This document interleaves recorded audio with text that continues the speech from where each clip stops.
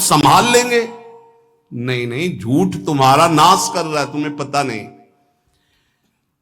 जिस जिह्वा से नाम जप कर रहे हो, अगर नाम का विशेष फल प्राप्त करना है, जल्दी फल प्राप्त करना है, आपको दुखों से बचना है, पाप भस्म करना है, तो झूठ बोलना बंद कर दीजिए। क्या बिगड़ जाएगा आपका? सच्ची बोलने में क्या बिगड़ जाएगा? सच्ची बोलना शुरू करोगे, हिम्मत नहीं रह जाएगी पाप करने की। ये जो पाप करने की तुम्हारी हिम्मत पड़ रही, झूठ बोलने के कारण पड़ रही। नहीं, असत्य संपातक पुंजा, सबसे बड़ा पाप झूठ बोलना। उससे क्या होता है? हर चीज हम छुपाना चाहते, किससे? उस सर्वज्ञ परमात्मा से, गुरुदेव से। नहीं, झूठ नहीं। नाम इसीलिए नहीं चल पा रहा, थोड़ी दिन नाम चलाएंगे छूट जाएगा, क्योंकि आप झूठ बोलते हैं, पापाचरण करते हैं। अगर नाम को चलाना है तो नारायण स्वामी जी कह रहे हैं, पहली बात मौन का आश्रय लीजिए, कम बोलिए, अधिकतर चुप रहना सीखिए, तभी नाम चला पाएंगे। जो कार्य कर रहे हैं आप उस पर ध्यान दें, उस कार्य को एकाग्रता पूर्वक करें, वाणी को मौन रखें, उस वाणी से धीरे धीरे नाम उच्चारण करें। कम से कम 24 घंटे में 4 घंटे मौन का तो सबको अभ्यास कर लेना चाहिए। 24 घंटे में 4 घंटे मौन का। तो ऐसे ऐसे बुद्धिमान हो कहेंगे हम 6 घंटे मौन रहते हैं। कब? बोले जब सोते हैं तब। आप 4 घंटे कह रहे हम 6 घंटे मौन रहते हैं। 24 घंटे में हम 6 घंटे मौन रहते हैं। बहुत बुद्धिमान है। बोले आप 4 घंटे कहते हम 6 घंटे मौन रहते हैं। तो कब आप मौन रहते हैं? बोले जब सोते हैं तो 6 घंटे सोते हैं, मौन ही रहते हैं उस समय। मौन जागृत की कह रहा हूं, 4 घंटे का। नारायण स्वामी के बहुत बड़े महापुरुष हुए, तुम 4 घंटे मौन का अभ्यास करो। ऐसा निकालो 2 घंटे, 2-2 घंटे करके 24 घंटे में 4 घंटे मौन। उस समय हम किसी से बात नहीं करेंगे, नाम जप करेंगे। कार्य करो, कार्य करने के लिए मना नहीं कर रहे हैं। कम बोलो। आजकल लोग अपनी जीवनी शक्ति को बोलने के द्वारा बहुत नष्ट कर रहे हैं, व्यर्थ की बातें करते रहते हैं। 4 आदमी चल रहे हो, आप पीछे चलिएगा, सुनते, बेमतलब की बातें। नाम जब नहीं होगा वो डिलीट नहीं होगी, वैसे ही बनी रहेंगी, अगले जन्म के लिए तैयार हो रहा है। इसलिए नाम यदि सिद्ध करना है, नाम का फल लेना है, नाम का आनंद लेना है, तो वृथा भाषण बंद करो, बेकार की बात बंद करो। जितना कम बोलने से काम चल जाए उतना। सामने वाले को बोलने दीजिए, आप बीच में नाम चल रहा है जी, नाम चल रहा है। जब कोई आवश्यक बात हुई, पवित्र शब्द बोल दिया, नहीं चुपचाप सुनो। उसको लग रहा है कि आप संभाषण करो, मान लो रिश्तेदार है, नातेदार है, मित्र, अब आप व्यवहार में हैं, आप सीधे ये तो नहीं कह सकते हमसे बात मत करो। नहीं, हाँ बात कीजिए, लेकिन आप कम बोलिए, उसको बोलने दीजिए, आप नाम जप कीजिए, जरूरत भर बात कीजिए। बात में भगवान की चर्चा हो तो कोई बात नहीं, अगर प्रपंच की चर्चा है तो बचने की कोशिश कीजिए। अपने संबंधियों, अपने दोस्तों, अपने व्यवहारियों से व्यवहार, दोस्ती, संबंध शिथिल कीजिए, तभी नाम में प्रीति होगी। अगर ये कि अब हमारे दोस्त आ गए हैं तो फिर वो दोस्त छूट जाएगा नाम, अब बातें शुरू हो गई प्रपंच की। धन्य है ऐसी बुद्धि जो प्रियजनों से भी संभाषण केवल भगवत वाक्यों का, अन्यथा नहीं। इसीलिए इस मार्ग को वर्ण करना बहुत कठिन है। एक ऐसा तुम्हारा निवास स्थान होना चाहिए अलग, जिसमें अपने रिश्तेदार, नातेदार, व्यवहारियों का प्रवेश ना हो। आपकी शैया अलग होनी चाहिए।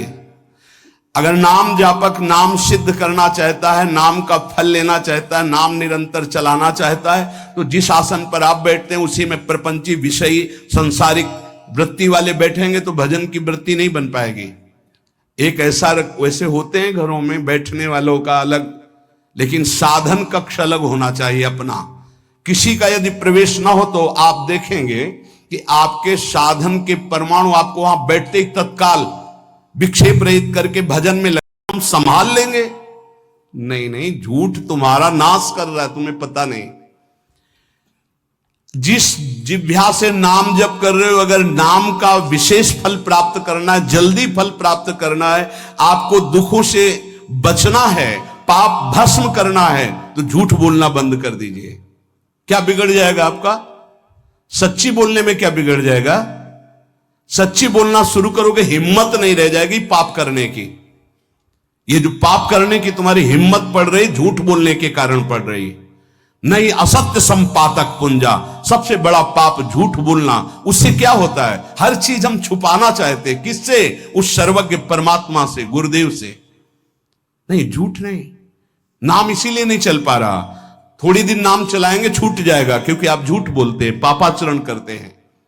अगर नाम को चलाना है तो नारायण स्वामी जी कह रहे हैं, पहली बात मौन का आश्रय लीजिए, कम बोलिए, अधिकतर चुप रहना सीखिए, तभी नाम चला पाएंगे। जो कार्य कर रहे हैं आप उस पर ध्यान दें, उस कार्य को एकाग्रता पूर्वक करें, वाणी को मौन रखें, उस वाणी से धीरे धीरे नाम उच्चारण करें। कम से कम 24 घंटे में 4 घंटे मौन का तो सबको अभ्यास कर लेना चाहिए। 24 घंटे में 4 घंटे मौन का। तो ऐसे ऐसे बुद्धिमान हो कहेंगे हम 6 घंटे मौन रहते हैं। कब? बोले जब सोते हैं तब। आप 4 घंटे कह रहे हम 6 घंटे मौन रहते हैं। 24 घंटे में हम 6 घंटे मौन रहते हैं। बहुत बुद्धिमान है। बोले आप 4 घंटे कहते हम 6 घंटे मौन रहते हैं। तो कब आप मौन रहते हैं? बोले जब सोते हैं तो 6 घंटे सोते हैं, मौन ही रहते हैं उस समय। मौन जागृत की कह रहा हूं, 4 घंटे का। नारायण स्वामी के बहुत बड़े महापुरुष हुए, तुम 4 घंटे मौन का अभ्यास करो।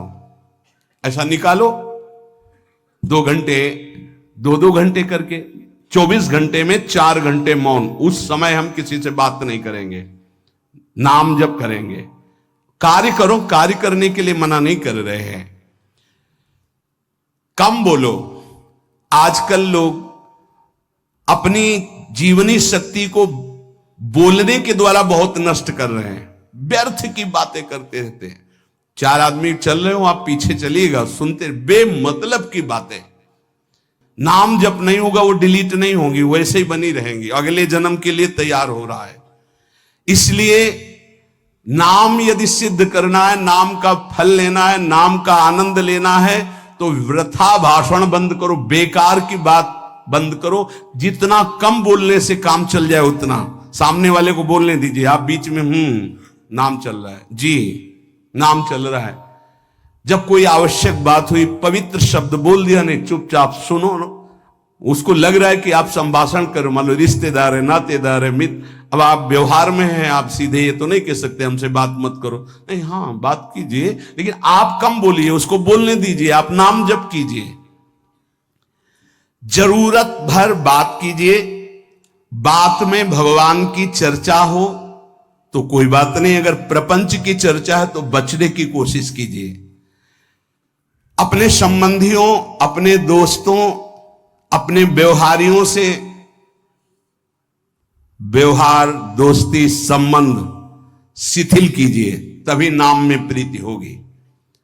अगर ये कि अब हमारे दोस्त आ गए हैं तो फिर वो दोस्त छूट जाएगा नाम, अब बातें शुरू हो गई प्रपंच की। धन्य है ऐसी बुद्धि जो प्रियजनों से भी संभाषण केवल भगवत वाक्यों का, अन्यथा नहीं। इसीलिए इस मार्ग को वर्ण करना बहुत कठिन है।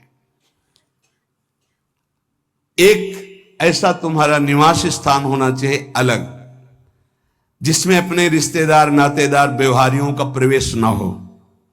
आपकी शैया अलग होनी चाहिए।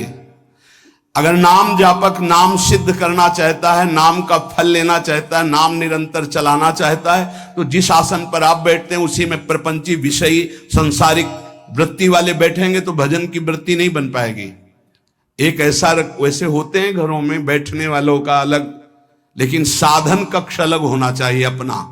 किसी का यदि प्रवेश ना हो तो आप देखेंगे कि आपके साधन के परमाणु आपको वहां बैठते ही तत्काल विक्षेप रहित करके भजन में लगा देंगे।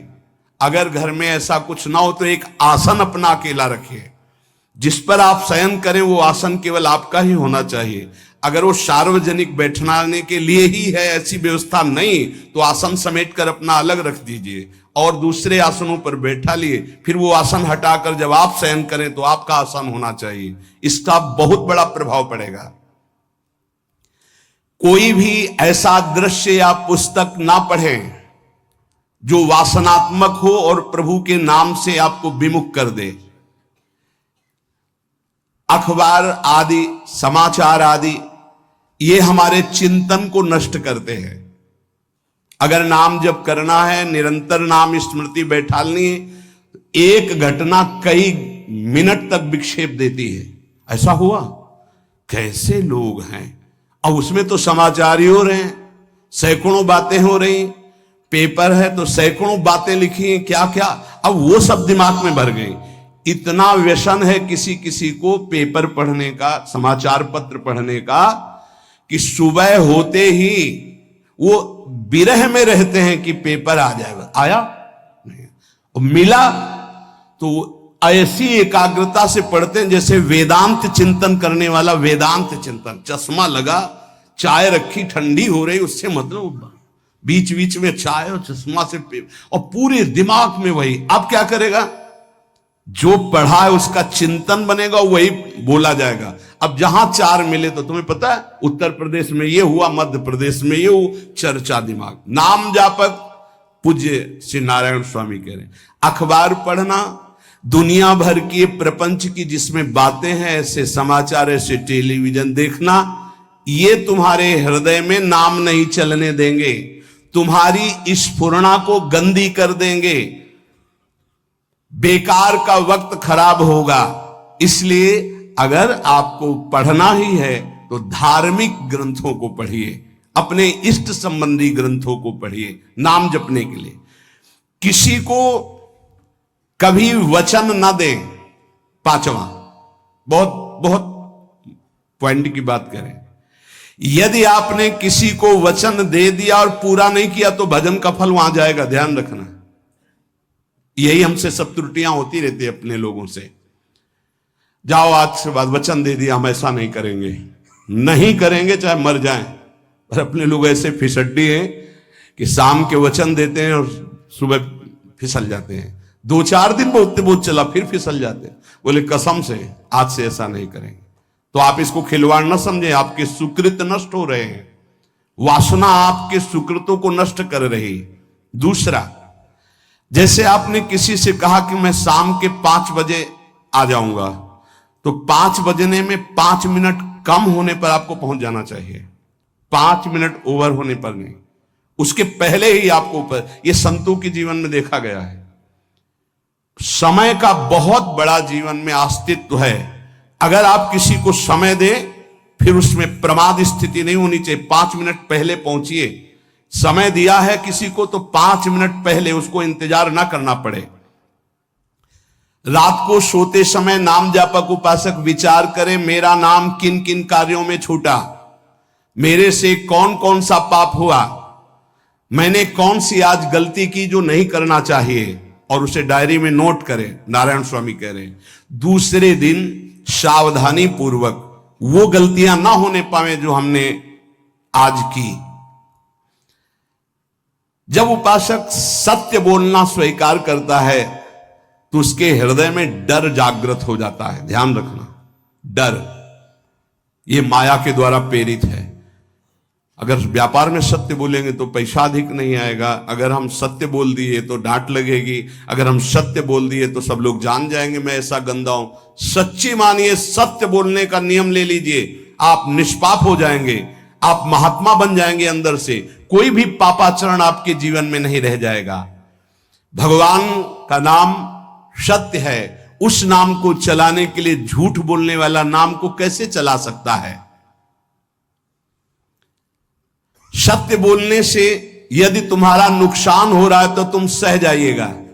नारायण स्वामी कह रहे हैं उससे बड़ा लाभ आपको श्री भगवान प्रदान करेंगे। आप सत्य बोलिए। आजकल भगवान पर विश्वास नहीं, इसलिए झूठ पर विश्वास है। कलयुग की ऐसी प्रेरणा है कि सब झूठ बोलने लगे हैं। कोई डरता ही नहीं झूठ बोलने में, पूरा का पूरा।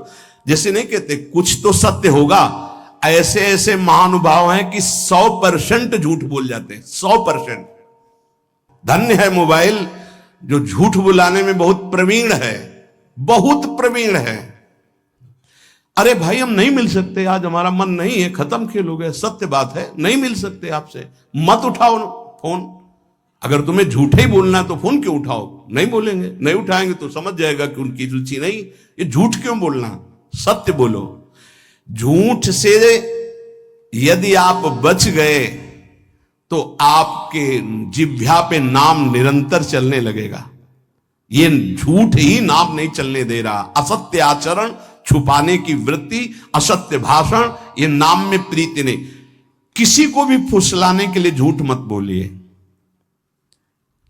सत्य बोलने का अभ्यास कर लिए तो पापी जीव भी महात्मा बन जाए। सत्य आवश्यक है। एक बड़े कागज पर ऐसी जगह लिख के रख लो जहां तुम उठते बैठते देखते हो कि मुझे सत्य बोलने का नियम लेना है, झूठ नहीं बोलना है। सत्य साधन कर लो, फिर देखो नाम कैसे चलता है। तपस्या, बड़े बड़े पुण्य, बड़े बड़े तीर्थ स्नान उतना पवित्र नहीं करेंगे जितना सत्य बोलने से होगा। पर बहुत कठिन है इस समय सत्य बोलना।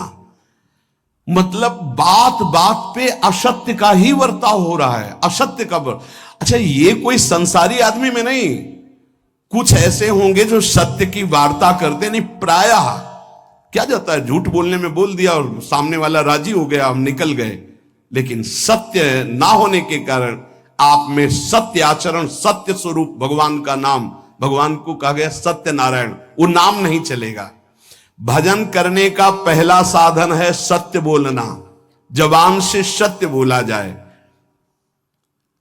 और भजन की संख्या प्रारंभ में जरूर लेनी चाहिए। यदि 10 माला का नियम लिया, 20 माला का नियम लिया, तो उसे निर्वाह करो। जैसे यहां शरणागति मंत्र मिलता है तो 11 माला प्रारंभ में दी जाती कि आपको करना ही है, ज्यादा हो जाए वो ठीक, 11 से कम वो कभी जीवन में नहीं। अपने जीवन में गुरु आज्ञा 11 माला तो करनी है, हर समय करना है। पर ये मन थोड़े दिन तो नियम में चलेगा, इसके बाद छोड़ देगा। दीक्षा तब लेनी चाहिए जब गुरु आज्ञा पे चलने की हिम्मत हो, नहीं तो ऐसे ही नाम जपो करो। जब नियम मिल गया 11 माला तो चाहे प्राण निकल जाए, हमको 11 माला पूरे करने, प्राण निकलने तक गुरु आज्ञा का पालन करना है। यदि आप नाम जप अधिक मात्रा में नहीं करेंगे तो जो आपको नाम मिला है उसका फल आपको अनुभव में नहीं आएगा। क्यों? क्योंकि नाम का हिस्सेदारी होती है, भजन की हिस्सेदारी होती है। जैसे किसी ने प्रणाम किया, वो भजन लिया। गृहस्थी को इसीलिए मना किया कि रास्ते में परिक्रमा मार्ग में हलवा पूड़ी ये सब बट रहा है, हाथ मत फैलाओ। वो दान कर रहा है, सुकृत कर रहा है, और कोई दूसरे ले विरक्त आदि। आप अपने भूख मिटाने के लिए 4 रुपया के चना लेके भले पालो, लेकिन दूसरे के द्वारा दिया हुआ हलवा मत पाओ। यहां धाम आए हो, भगवत कमाई करने आए हो, यहां नाम जप करो, कष्ट सहकर परिक्रमा दो। हो सके 4 रुपए की वस्तु लेकर के आप पशु पक्षियों को पवा दो, किसी एक का पेट भर, तुम मत पाओ दूसरे का। तुम चाहो तो उपवास कर सकते हो या प्राण पोषण के लिए रूखा सूखा थोड़ा खा लो। ये दूसरे के आराम से धाम में हम आए 2-4 दिन खूब खाए पिए नहीं, भागीदारी हो जाएगी तुम्हारे पुण्यों की। वहां ऐसे फ्री नहीं है कुछ। भजन का भागीदार राजा भी होता है, जिसके राज्य में रह रहे हैं। जो अन्न देता है वो भजन का, जो वस्त्र देता है वो भजन। इसीलिए गृहस्थ को कहीं कुछ भी स्वीकार नहीं करना चाहिए, ये बहुत ध्यान रखें। अगर आप कहीं तीर्थ साधु आश्रम कहीं जाते हैं, कोशिश कीजिए कि किसी से सेवा ना ले, और अगर सेवा ले तो उसके अनुसार फिर अर्थ दे दें। अगर आपने वहां भोजन पाया, पानी पाया, तो उसके अनुसार सोच ले कि अगर हम इतना खरीदते तो कितने का मिलता, वो दे दिया तो आपका भजन बच गया। कभी आपको कोई प्रणाम नमस्कार करे, तत्काल बराबर प्रणाम करो। किसी को अपना भजन का हिस्सेदारी नहीं, सबका मंगल हो। ये भजन जितना बढ़ेगा तो आपको भगवदाकार कर देगा। दिन रात 24 घंटे में 21,600 श्वास चलती है। 21,600 श्वास में 6 घंटा तो सोने के चले जाते, उसमें तो चेतना नहीं रहती। अब हमको अगर 21,600 नाम हमको जपने को मिल जाए तो हमारी हर श्वास सार्थक हो जाए। जो हम 5-6 घंटा सोते हैं उसमें जिनका अभ्यास है तो बात अलग है, नहीं तो वो व्यर्थ जाती है। तो हमें एक श्वास में कई नाम जपने का अभ्यास करना चाहिए, जिससे 200 माला फेरने पर ये 21,600 श्वासों की गणना पूरी होती है। अगर हम 200 माला का नियम ले तो इतना हो सकता है। तो हमें लगता है अगर हर समय माला नहीं ले सकते तो श्वास वाली माला बहुत अच्छी रहती है। श्वास में 4 बार खींचो, 4 बार नाम लेते हुए छोड़ो। दूसरा साधन, एक छोटी माला ले ले, जो आजकल तो काउंटर चला है। काउंटर में ज्यादा सुविधा संसार के क्रियाओं में रहने वालों को होती कि क्या अपनी जेब में डाल लिया। तीसरा साधन वो बहुत कठिन है, मन की वृत्ति से नाम जप करना। माला, श्वास और मन की वृत्ति, उसमें श्वास की भी गणना का ध्यान नहीं रहता, उसमें केवल चिंतन होता है, चल रहा है। पर ये आखिरी स्थिति होती, इसी के बाद वो परिपक्व अवस्था होता है। जिह्वा से धीरे धीरे नाम उच्चारण करते हुए ये पहला अभ्यास है। प्रारंभिक को एकदम मानसिक में नहीं पहुंचने की चेष्टा करनी चाहिए, 2-4 नाम के बाद मन प्रपंच में फंसा देगा। दूसरा अभ्यास कंठ से में, जैसे हम जिह्वा से राधा वल्लभ श्री राधा वल्लभ श्री राधा वल्लभ श्री, इसे वाचिक जप कहते हैं। मंत्र नहीं होगा, ऐसे नाम होगा। फिर उपांश ऐसे, फिर कंठ से चलता है, फिर हृदय से चलने लगता है, फिर नाभि से चलता है। जिसका नाभि से चलने लगता है उसका परावाणी के द्वारा भजन, वो सिद्ध पुरुष कहा जाता है। 4 वाणी, परा, पश्यंती, मध्यमा, वैखरी। वैखरी जो बोल रहे हैं, जो कंठ से, फिर हृदय से पश्यंती, परा नाभि से, मूलाधार केंद्र से लेकर के संपूर्ण ब्रह्मांड में इसमें नाम गूंज रहा है, वो सिद्ध पुरुष का होता है। पहला अभ्यास जिह्वा हिला करके शुरू करें, राधा राधा राधा राधा। फिर कंठ से, कभी हमारे सदगुरुदेव भगवान को देखना, अगर कोई आ गया और बातचीत का हुआ तो यहां से तत्काल चलता दिखाई देता है ना, कंठ ऐसे ऐसे हिलने लगता है कंठ। अगर शांत बैठे तो फिर नहीं दिखाई दे। अगर कोई है आसपास तो इतनी तीव्रता लगन होती कि कहीं छूट ना जाए नाम। कंठ से विशिष्ट अभ्यासी का, फिर हृदय से परिपक्व अभ्यासी का, और नाभि से सिद्ध महापुरुष का, परावाणी से चलता है।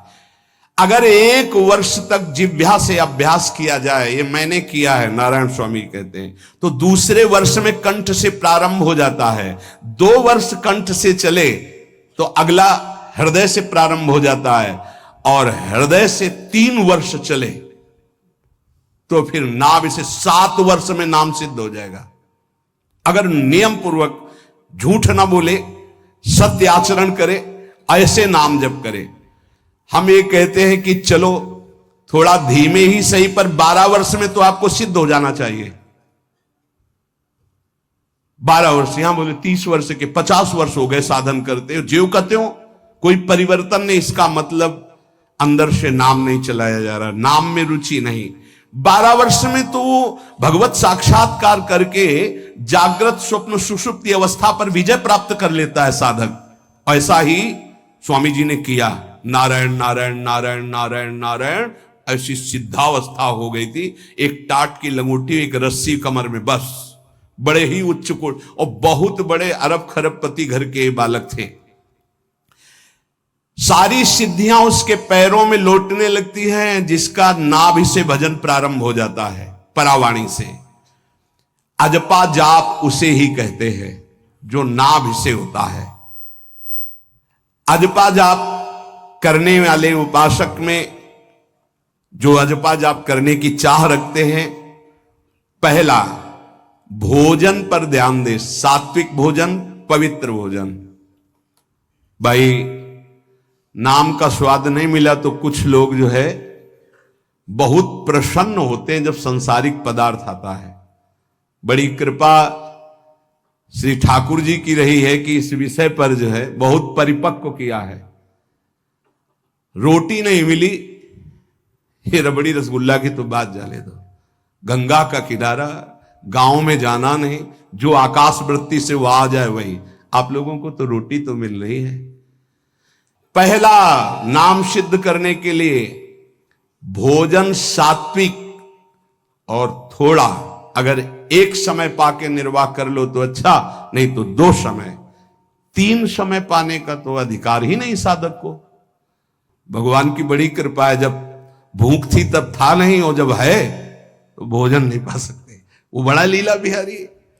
जब भूख थी तब भोजन नहीं, और जब भोजन है तो नियम कानून इसके लग गए हैं, ये इतना इतना।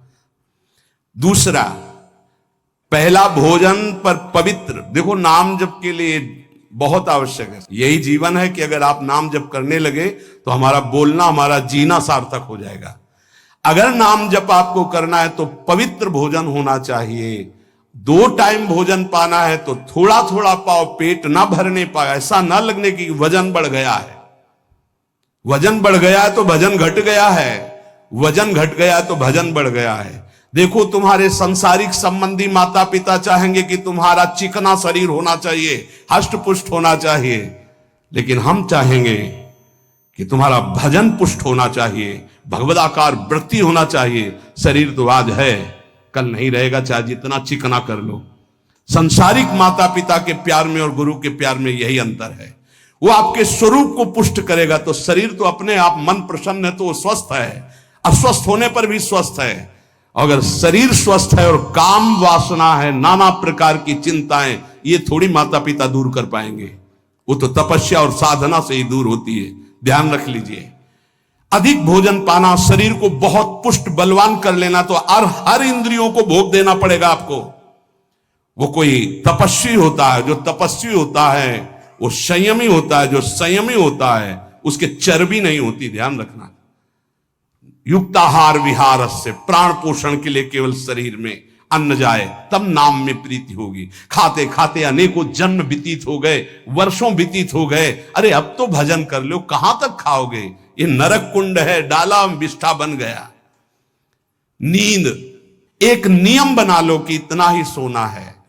पता नहीं सोने में कौन सा सुख, नींद में केवल एक बात का सुख होता है, आपका संसार का चिंतन नहीं होता, तो आप जो शांत रहते हैं वो सुख होता है, लेकिन वो तमोगुणी सुख है।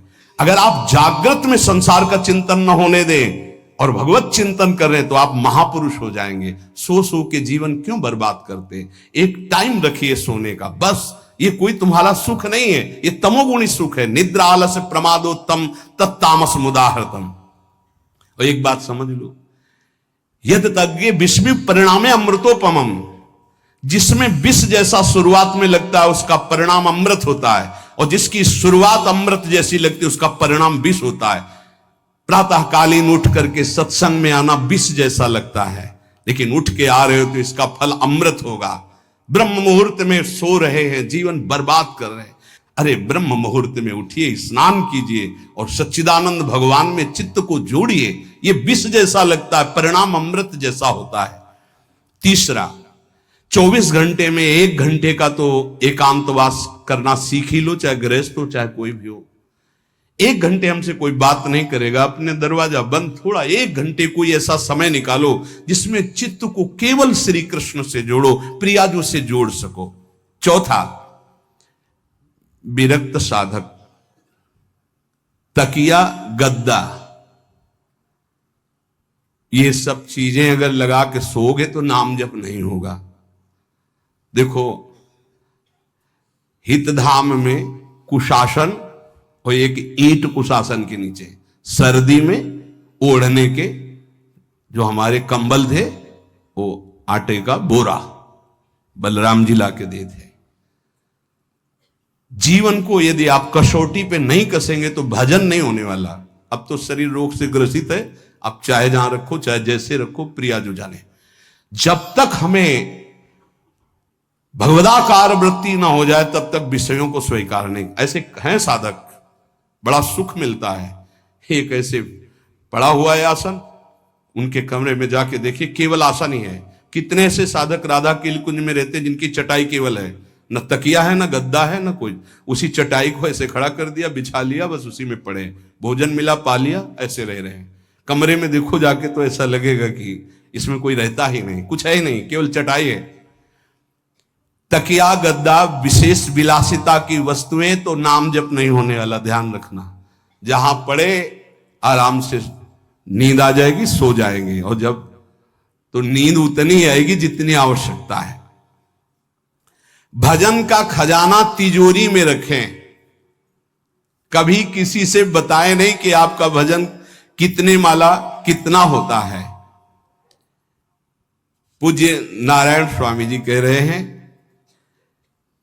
भजन को खजाने में रखने का मतलब है लूटने वाले डाकू माया भेजती है, काम क्रोध लोभ मोह मद मत्सर आदि,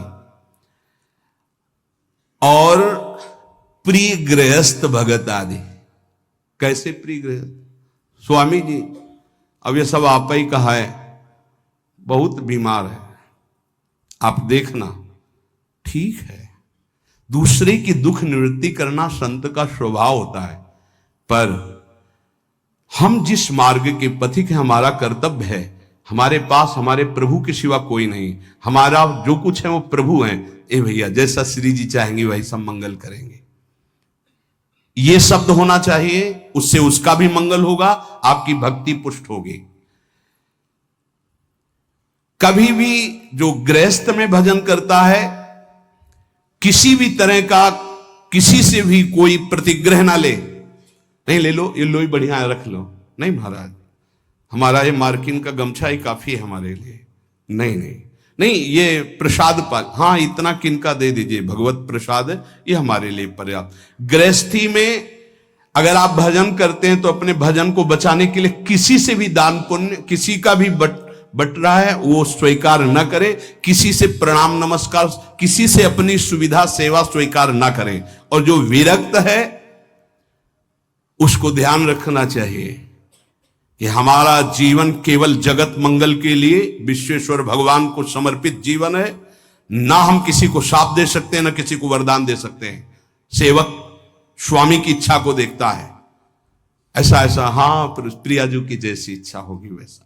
नहीं, आप ऐसा नहीं, प्रियाजू का बस जबान से कभी ना किसी के प्रति शाप का, और ना हरिराम व्यास जी ने कहा है कि शाप और वरदान हमारे स्वामी की, तो हमें हर बार में यही बोलना है, जैसी प्रियाजू की इच्छा, जैसी श्यामाजू की इच्छा। नहीं, आप कुछ कह दीजिए तो राधा राधा राधा, नहीं कैसे मंगल होगा, आशीर्वाद दीजिए राधा राधा राधा, बहुत संभाल के। महात्माओं को इस बात में सावधान रखना चाहिए कि ये माया ममता का रूप धारण करके तुम्हारी तिजोरी को खाली कर देगी। खजाना लूटने के लिए माया बहुत अनुभवी महापुरुष है, सेवक के रूप में आती है, खास सेवक बनकर। आज तक जहां दगा हुआ है तो खास से हुआ है। जब वृक्ष कटने लगे तो आपस में बात की, भाई ऐसा कौन आ गया जो हमें काट सकता है? बोले हमारा कोई मिल गया। तो कुल्हाड़ में जो बेट है ना, बोले मिल गया कोई हमारा। खास बन करके आती है माया, सेवक सेविका रूप लेके। बहुत अनुभव की बात महापुरुषों की, मान लीजिए विरक्त जनों के लिए खास बात है। सेवक सेविका रूप रख करके माया आएगी। इसके बाद अगर आपने स्वीकार किया, फिर तुम सेवक होगे, वो स्वामी होगी। समझ रहे हो? बहुत अंदर से इस बात को समझ लीजिए। अगर आपको भगवत प्राप्ति करनी है तो जब तक शरीर में श्वास रहे, सेवा मत स्वीकार करना किसी की। कपड़ा धुलाना, खाना पीना, भीख मांग के खाओ, भिक्षा अन्न, या आकाशवृत्ति से जियो। जैसे मना, ना कपड़ा धो पाओ तो उतने पहनो जितना धो पाओ। किसी को अपनी सेवा में प्रवेश मत होने दो। अपने शरीर की सेवा, अपने जीवन की सेवा जब तक श्वास है तब तक स्वयं करो, नहीं तो तब लग जोगी जगत गुरु, जब लग रहे निराश, जब आशा मन में भई, जब गुरु और जोगी दास। इसलिए होश में परमार्थ के पथिक को कभी किसी की सेवा नहीं लेनी चाहिए, कभी किसी को सेवक नहीं बनाना चाहिए। भगवत भाव से नेकी कर दरिया में डाल, उपदेश दे दिया चल अपने मार्ग में।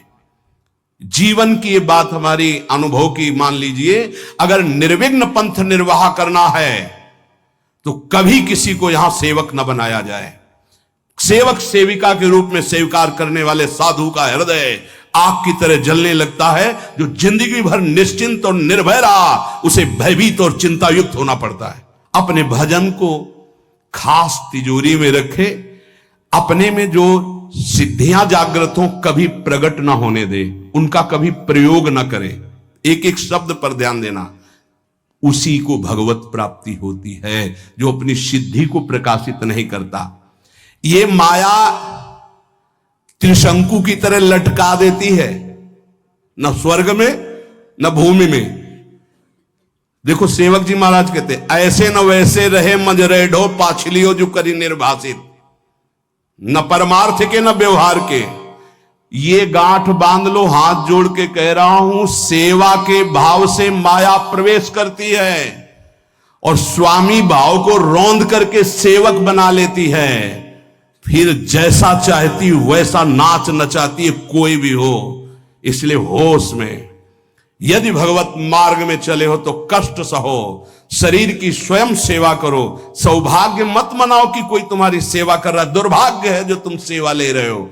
हाँ, अब शरीर इस काबिल नहीं तो श्री जी जैसा जाने वैसा। जब तक पानी उठा के पीने लायक हो तो किसी से पानी मत मांगना, किसी को अपना मत बना लेना। जब तक भगवत साक्षात्कार ना हो किसी को शिष्यत्व में मत स्वीकार कर लेना, नहीं तो बात समझ लेना, आगे खुद आपको समझ में आ जाएगा।